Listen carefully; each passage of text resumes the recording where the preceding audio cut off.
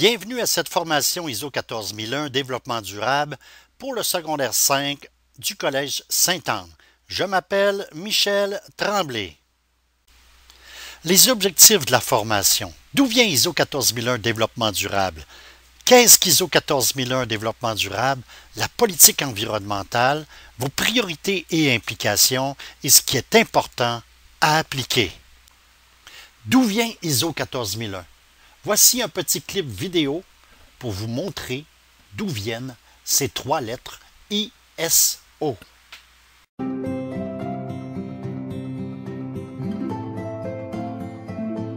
Quel que soit le pays où nous vivons, vous et moi, comme des millions d'autres personnes, avons à cœur de protéger notre environnement. Nous savons que les problèmes environnementaux comme la pollution ou le changement climatique ne connaissent pas de frontières. Pour les contrer, les moyens utilisés doivent donc être efficaces au niveau mondial. Les normes ISO pour l'environnement sont des outils qui traduisent nos convictions en actions efficaces pour la planète entière. Pour l'environnement, la confiance a un nom réputé dans le monde entier. À présent, vous le connaissez, c'est l'ISO. Donc, nous sommes la première école secondaire et collégiale au Canada à avoir été certifiée ISO 14001. Développement durable. Nous devons en être fiers. ISO 14001 Développement durable, ça commence toujours par une politique environnementale. Cette politique, elle est signée par le directeur général du Collège Sainte-Anne. Cette affiche est partout sur les murs de l'école. Je ne vous demande pas de la prendre par cœur. Elle se résume par trois petites lettres, que voici. Alors, les trois lettres, le RAP, la politique environnementale, R-A-P. R pour le respect des exigences légales et des autres exigences. Respecter les lois. A. L'amélioration de la performance environnementale, ce que l'on appelle l'amélioration continue. Le P. La prévention de la pollution. Et le petit plus, le tout doit être documenté, communiqué et disponible au public. Le développement durable et les enjeux. Cela fait partie intégrante de ISO 14001. Il y a deux enjeux au développement durable. Les enjeux environnementaux et les enjeux sociaux. Pour les enjeux environnementaux, l'aménagement durable des ressources renouvelables. L'eau, la forêt, la nourriture par exemple. Faire bon usage des ressources non renouvelables, pétrole, produits chimiques, minéraux. Pour les enjeux sociaux, protection de la santé, les matières résiduelles, l'élimination des substances toxiques, le respect de nos obligations internationales et la promotion de l'équité, la responsabilité des pays riches vers les pays pauvres, que les générations futures aient au minimum le même ou meilleur environnement que nous. Les 3 RV, c'est ça qui est important à appliquer. Recycler, réduire l'emballage, réutiliser et valoriser, comme par exemple le compostage. ISO 14001, développement durable, un système de gestion environnementale qui sert à s'améliorer tous ensemble pour diminuer notre empreinte écologique. Diminuer l'empreinte écologique? L'empreinte écologique mesure la superficie de sol et la quantité d'eau nécessaire pour produire toutes les ressources et absorber les déchets correspondants que consomme une population donnée. C'est la mesure de l'impact des activités humaines sur le milieu naturel. C'est la trace que vous laissez sur la planète. Si tous les humains de la Terre consommaient autant que les Européens, on aurait besoin de 3 planètes. Si tous les humains de la Terre consommaient, comme nous, les Nord-Américains, on aurait besoin de 5 planètes. Pour votre implication, elle est simple. Nous avons les affiches vertes pour les contenants verts, papier, carton. Il est très important que d'y mettre que du papier et du carton. Pour les contenants bleus, des affiches bleues. Facile à lire, facile à comprendre. Bien entendu, il y a une liste disponible pour savoir ce qui est recyclable ou non pour ces contenants bleus. Nous avons aussi les bacs jaunes pour les piles usagées. On vous demande de bien vouloir rapporter de chez vous vos propres piles usagées. Nous allons les recycler d'une façon éco-responsable. Voici un petit exemple. Une seule petite pile 3A va contaminer 1 mètre cube de terre et 500 litres d'eau sur une période de 50 années. Recyclons. La planète bleue, l'eau douce, 2,5 %. L'eau recouvre 70 % de notre planète, seulement 2,5 % d'eau douce. L'eau salée, 97,2 %. Combien de personnes n'ont pas accès à l'eau potable dans le monde? Environ 1 milliard de personnes, soit une personne sur 7. Dans le monde, combien d'heures par jour les femmes et les enfants consacrent-ils au transport de l'eau? De 4 à 6 heures en moyenne par jour par personne.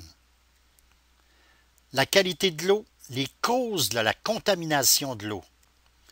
La pollution domestique, la pollution industrielle, pollution des cours d'eau. 100 000 types de produits chimiques sont en usage dans le monde et peuvent être rejetés dans la nature et les cours d'eau. Plus de la moitié des 500 plus importants cours d'eau du monde sont sévèrement pollués ou ils s'assèchent en raison de la surexploitation. Marée de pétrole destructrice. 1 litre de pétrole peut contaminer jusqu'à 2 millions de litres d'eau s'il est déversé dans un fleuve ou un océan. La pollution agricole. L'agriculture est responsable de 75 % de la pollution des cours d'eau au Canada. Les algues bleues, les cyanobactéries. Nous utilisons en moyenne 88 kg de produits nettoyants ménagers toxiques à chaque année, au lieu de produits ménagers biodégradables. Chaque jour, combien de personnes meurent parce qu'elles ont bu de l'eau impropre à la consommation? 10 000 personnes. Une personne à toutes les 8 secondes. 20 % des espèces aquatiques ont disparu au cours des dernières années ou sont menacées d'extinction. L'eau au Québec. 10 % du territoire du Québec est recouvert d'eau douce. Avec ses 4 500 rivières et son demi-million de lacs, le Québec possède 3 % des réserves en eau douce renouvelable de la planète et 40 % de toute cette eau se concentre dans le bassin hydrographique du Saint-Laurent. Combien de litres d'eau un Québécois consomme-t-il par jour? 400 litres d'eau par jour. La planète entière, 137 litres par jour. Un Africain doit se contenter de 10 à 20 litres par jour. Consommez l'eau de façon plus responsable à la maison, s'il vous plaît. Réduisez la durée de la douche. Lorsque vous vous brossez les dents, lorsque vous vous lavez les mains ou que vous vous rasez, fermez le robinet. Réparez les fuites d'eau plus vite. Ne mettez aucun déchet dans la toilette et n'actionnez pas la chasse d'eau inutilement. Remplissez le lave-vaisselle à pleine capacité. Placez une bouteille en plastique d'1 litre remplie d'eau dans le réservoir de la toilette. Servez-vous d'un pichet d'eau que vous conserverez au réfrigérateur pour le refroidir. Nous respirons tous un seul air. Nous buvons tous une seule eau. Nous vivons tous sur une seule terre. Nous devons tous la protéger. Votre implication. Que pourriez-vous faire pour l'environnement cette année? On a besoin de votre engagement pour un monde meilleur au collège. Vous pouvez envoyer vos suggestions et ou commentaires à votre président ou présidente de classe ou à votre représentant ou représentante en environnement. Alors voilà pour cette formation ISO 14001. J'espère que ça a pu vous aider. Alors on termine avec un dernier petit clip vidéo. Merci.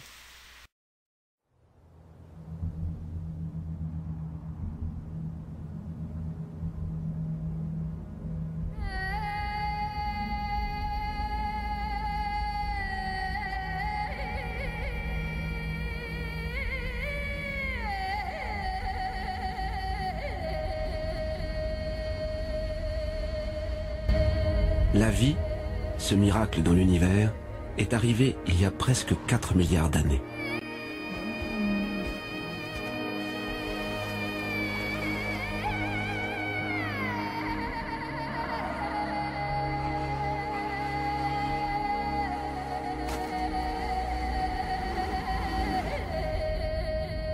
Et nous les hommes, il y a seulement 200 000 ans.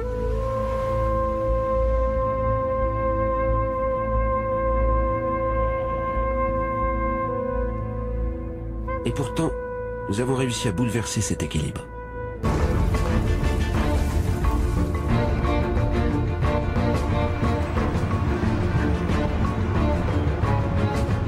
Avant la fin du siècle, cette exploitation sans mesure aura épuisé la quasi-totalité des réserves de la planète.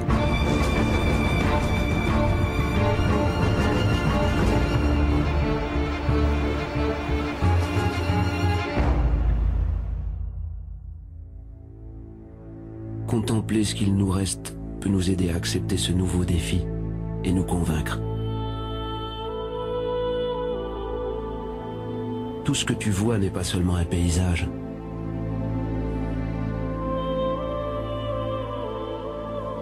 C'est le visage aimé de notre terre.